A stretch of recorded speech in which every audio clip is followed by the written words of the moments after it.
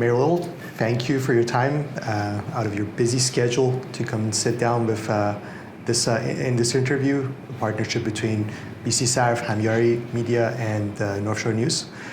So I want to get started by a review of the past year, and when I say year, our calendar year, starting in March. How was it? And basically, what were the highlights, and what were the major issues that you were facing in the district, be it traffic, housing, or any other issue of concern or interest? It's obviously been a very challenging year with dealing with the COVID changes and public health orders. We're doing our best to deliver government in a slightly different way to accommodate for those changes. But it's been a challenge. I won't sugarcoat it. It's even if you say in the last year, going back to March 27th was when we had the stabbing attack in Lynn Valley, and then a couple of days later we had the Mason Hall was burned to the ground, and we had COVID. 13 of the first 14 deaths in Canada were here in Lynn Valley. I know that was the year before, but it still left us with these challenges of trying to engage the community in the middle of COVID. So bit of a challenging year from that perspective, but I think we've been able to open up our council to virtual meetings, which makes it easier for people to participate in wherever they are in their life. And as the public health orders ease up, we're going to be engaging the community with some fun spirit raiser types of activities going forward to try to get them to come back out and be engaged in their community again. But it's still a challenge. We're still working our way out of the pandemic. Awesome. Okay, thank you. Thank you for your time, Mayor Little. With regards to rapid transit, early last month, all three members of all three North Shore councils voted on identical motions, yes. Formally asking TransLink Mayor's Council to prioritize Broad Inlet rapid transit project in the next 10-year round of transit expansion. Yes. Have you heard from TransLink on that? And also, would you think that the government in provincial or federal level would help to push forward with this project? We're absolutely going to need provincial and federal assistance to pay for that project. But yes, we have had, we established the priorities in the Transportation 2050 plan just about a month ago, and that was unanimously supported by the regional mayors, and in that it recognizes a need for a rapid transit connection to the North Shore. It also had a special paragraph that they added into it specifically for the North Shore about access to recreational space, because we've seen in our community that the traffic patterns have changed dramatically with people trying to come to the North Shore Mountains for exercise and recreation. And so we actually have this weird situation where we have about 135,000 daily trips on the weekends, weekend days, versus about 131,000 daily trips during the weekdays. Mm-hmm. And so we actually have higher volumes going over our bridges on the weekend days because of the recreation travel. And so they recognize that in the Transportation 2050 plan. The next stage of that is to actually move towards implementation. And to do that, you have to have we have these 10-year vision documents, mm-hmm. and the priorities that get into the 10-year vision documents tend to be where TransLink puts their resources, the province and the federal government puts their resources. Mm-hmm. And so for the most part, I think out of the last 10-year vision, over 85% of the projects that were in it were funded and built, and we're now able to use them.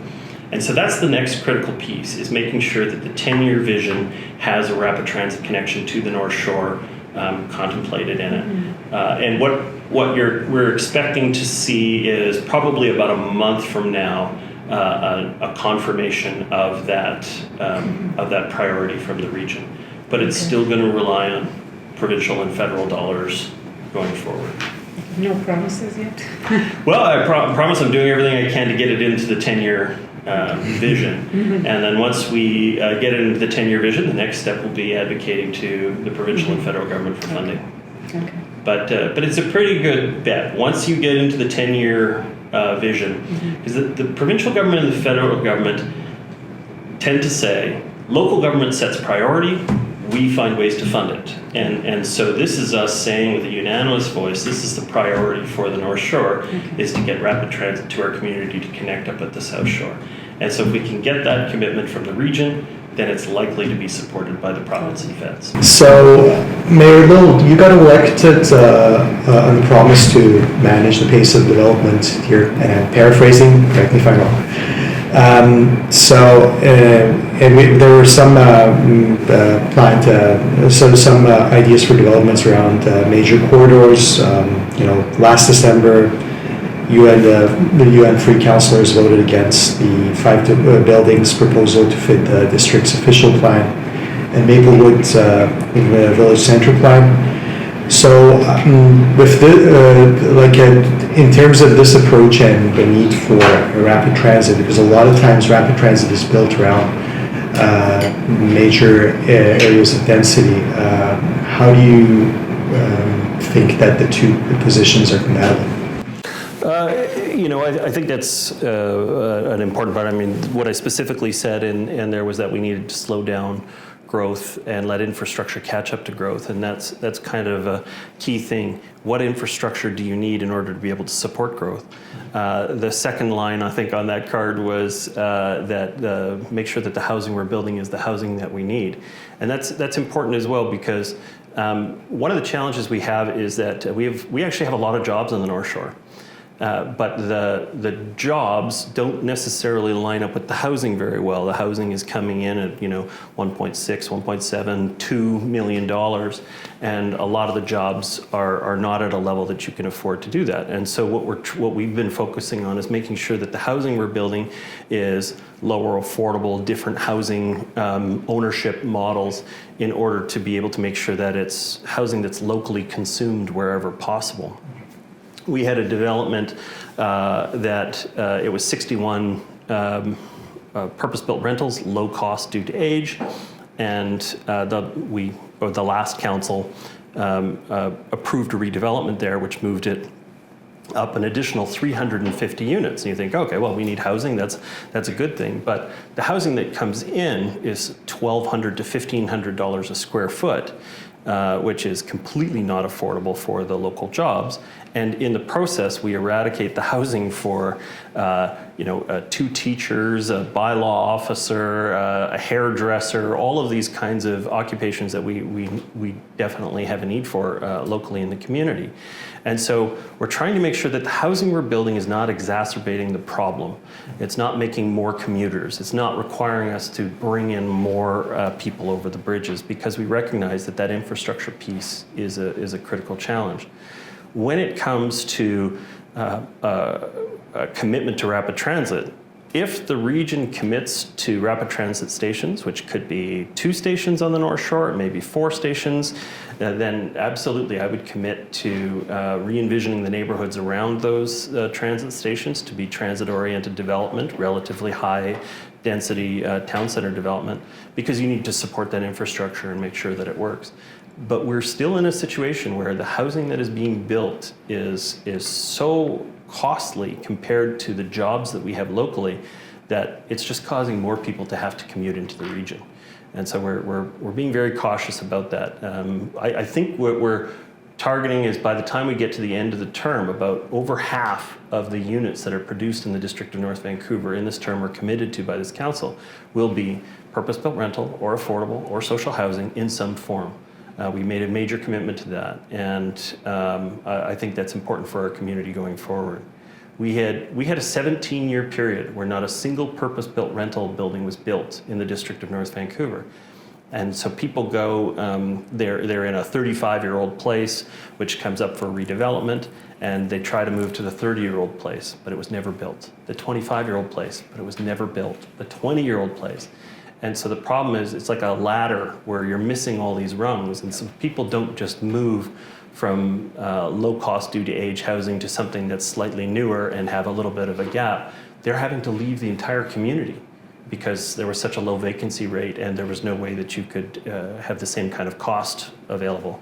And so people had to uproot their entire family and leave. And I don't think that's healthy for us in the long run. I think we have a responsibility to provide a variety of housing in the community, but we also cannot look after the entire housing needs of the entire region in the community.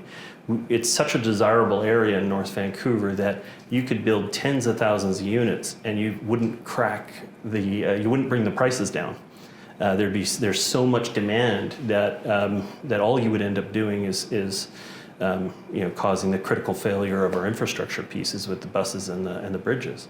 And so we need a commitment from the region to produce the infrastructure, replace the bridge, upgrade that corridor, and then we can definitely connect to the South Shore economy with transit-oriented development in our community. Thank you. So just as a follow-up, in terms of your vision, say 5-10-year vision, let's say, for housing in the district of North Vancouver, how do you envision that in terms of the kind of housing that you want to see and the scale of it? Well, we're definitely focused on non-market options coming into the community wherever we can.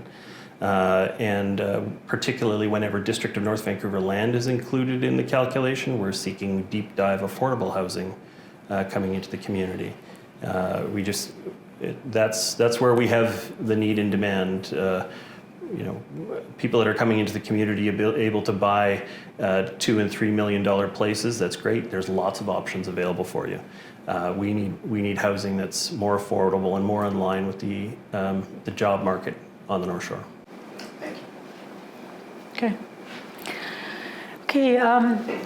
January of this year marked the second anniversary of the shooting down the Ukrainian plane, the tragedy of Flight 752. Considering the fact that the district has significant Iranian population, and also the fact that the victims' families and also the whole community would like to build a monument to honor the victims of this flight. Is there any possibility, and the district has any plan to help with building such a monument? Yeah, we have talked about it. I mean, our public art committee has definitely talked to a number of people, donors in the community, about the possibility of that. I think it probably makes the most sense for us to be partnered with the city of North Vancouver on that. Both of our communities have healthy Persian populations in them. I know that there have been some memorials and recognitions on private property, specifically thinking of the Sealand Denna homes development down on Lower Mountain Highway. I know that they did a garden space and some benches and memorial and recognition there. But I think it would probably be in partnership with the city of North Vancouver if we were going to consider a monument of that. I will say, just as a general comment, the community has not been building monuments for a very long time. We don't have. It hasn't been a focus. We used to do a lot of what was called honorifics, where we would rename a park or rename a street or create a memorial plaza space or something. That's become very rare in the last 30 years. When we used to name streets after politicians and teachers and schools and all of these other things. We don't do that very much anymore. So I think we'd have to find a memorial, a recognition that was sensitive but also contemporary in how we recognize things in our community. Okay. So just as a comparison, and as we have a tree and a bench that are going to be recognized for the stabbing incident that occurred. But it's not on a grand scale like the War Memorial down at Victoria Park. They're all rather discrete recognitions within the community. Okay. Awesome. So 3 years ago, myself and a few others headed down to the same council chamber that we talked about in Vancouver. Yes, yeah. And there was a motion brought forward. We collaborated with Councillor Jean Swanson and we brought forward a motion to add Nowruz as a holiday to the calendar of the city of Vancouver and to celebrate it in the City Hall every year, which we couldn't do after COVID, unfortunately. And the city of Port Moody, Councillor Lubick there also brought forward a motion to recognize that in the city of Port Moody. How does the district of North Vancouver recognize Nowruz and what are the plans? We've had a long relationship, particularly with two organizing groups on the North Shore, to support events both at Joe Mathias Center or at Ambleside Park. We used to also have a third location that we participated in. And we obviously recognize that we also have a role in educating people about what Nowruz means, and so we use our social media platforms to push out information about Nowruz every spring. But the community events, largely it's community organized events that we've been supporting, not necessarily ones within the district hall. I mean, the ones that we have in the community are already very well established, very well attended. Producing a competing event may not have the right result. I think for other communities don't have as large of a Persian community, maybe they're going from no events to needing the government to recognize some events. Mm-hmm. We'd rather support the events that are going on in our community and make sure that they're healthy and well attended and create a great opportunity for both our Persian community to celebrate, but also the broader community to come in and learn about New Year's. Thank you. Mayor Lil, I was reviewing some of the material from the 2018 election, and there was always this conversation about amalgamation that came up a lot, and ever since then we haven't heard back from it. So, like for the past number of years at least, do you still support that idea, and do you think that will happen? At different times, I've been supportive of it. The challenge is, it's been studied. So 1907, the two municipalities separate. The city decides it wants to build sidewalks and street lightings and becomes a separate municipality, largely along the ownership lines of the Haywood-Lonsdale Bank, and so it becomes this separate municipality for investment purposes. They were tired of spending money on the extension of Keith Road all the way from Horseshoe Bay to Deep Cove when they wanted to spend their taxes on improving the local central area. The differences between the city and the district are completely different now than they were then.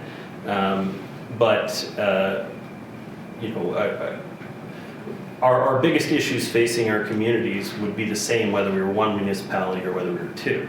The area that I'm hopeful that we can have better coordination between our municipalities specifically is in planning, making sure that construction projects that are underway in the district are coordinated well with construction projects in the city.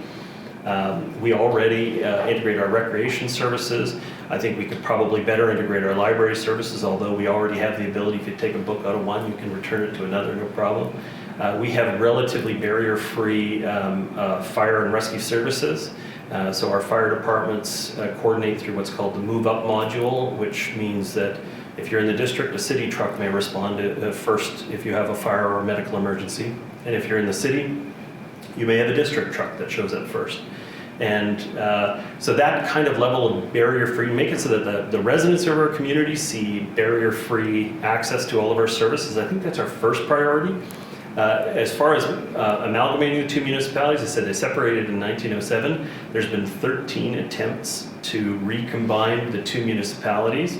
And I don't know that I want to be putting too much energy into it unless we have partners in the city of North Vancouver that are desiring putting energy into it. One more study isn't going to make the difference. It has to be a bit of a change in mindset. But I think we're eventually going to get there. I mean, the District of North Vancouver now has lower taxes than in the City of North Vancouver, and we're diverging. We're again going to pass a lower tax rate this year than the City of North Vancouver. And eventually, I think you're going to have city residents looking and saying, why are our taxes so much higher? But as it stands right now, we're coordinating very well. I meet on a very regular basis with the City of North Vancouver Mayor.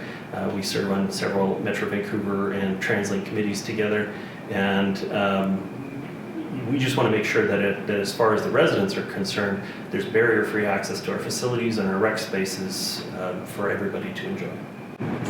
Thank you. The last question is, in this spring and this year, I would say, what are you looking forward to? Well, the weather warm up would be very nice. We're definitely ready for that. We have an exciting time for our family, just the age that our kids are at, that I think we're going to do a lot of camping this year. And so if the weather cooperates, that's what I'm most looking forward to, is being able to get out and enjoy the outdoors. But as far as the municipality is concerned, we do have an election in October, and it's always fun to see people come out and raise their platforms and issues at community events through all candidates meetings and community association types events over the course of the summer. That's always fun. I enjoy that. I enjoy campaigning season, and we're definitely going to be into that this year. So if you have candidates you know that want to get engaged, I'd be happy to tell them how to get engaged in the community and support them being active over the next few months as we gear up for the election in October. Well, we're looking forward to hear more of you in the campaign trail. Definitely will. Thanks so much. Thank you. Thank you. Pleasure.